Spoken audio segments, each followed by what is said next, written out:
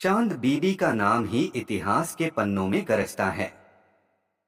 वो एक ऐसी शख्सियत थीं जिन्होंने दक्कन के उथल पुथल भरे दौर में परंपराओं को चुनौती देकर अपनी खुद की किस्मत लिखी। राजघराने में जन्मी होने के बावजूद वो महज एक नाजुक राजकुमारी बनकर बैठने को राजी नहीं थीं। उनकी प्रतिभा उनकी बुद्धि में झिलमिलाती थी। वो अरबी, फारसी और मराठी जैसी भाषाओं की माहिर थीं। उनकी कलात्मक आत्मा कैनवास पर नाजुक फूलों को जन्म देती थी।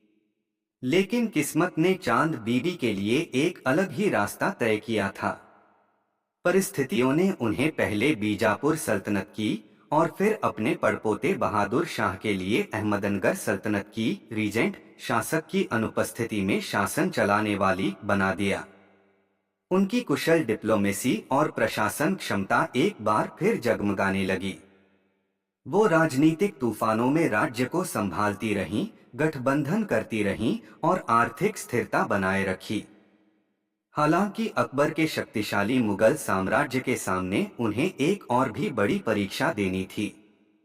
1595 में जब अकबर ने अहमदनगर पर नजरें गड़ा लीं, तो चांद बीबी डरने वाली नहीं थीं। उन्होंने एक योद्धा रानी का कवच पहना। उनका हौसल बुलंद था। उन्होंने अपने सैनिकों को लामबंद किया। उनकी आवाज दृढ़ विश्वास से गूंज उठी, जैसा उन्होंने रणनीति बनाई और अग्रिम पंक्ति से नेतृत्व किया।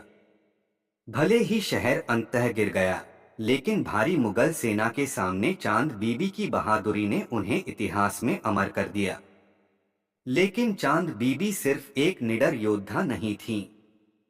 वो कला की संरक्षक, संगीत की प्रेमी और अथाह साहस की धनी महिला थीं। उनकी विरासत महिलाओं की अदम्य भावना का प्रमाण है। चलिए चांद बीबी के मकबरे के बारे में उर्दू के सितारे के साथ हिंदी में गहराई से बात करते हैं।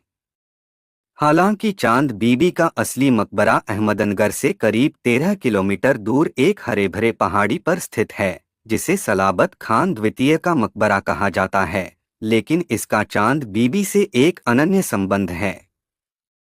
16वीं शताब्दी में निजामशाही वंश के शासक सलाबत खान द्वितीय का यह 3 मंजिला अष्टकोणीय मकबरा दक्कनी और मुगल शैली का अद्भुत मिश्रण दर्शाता है।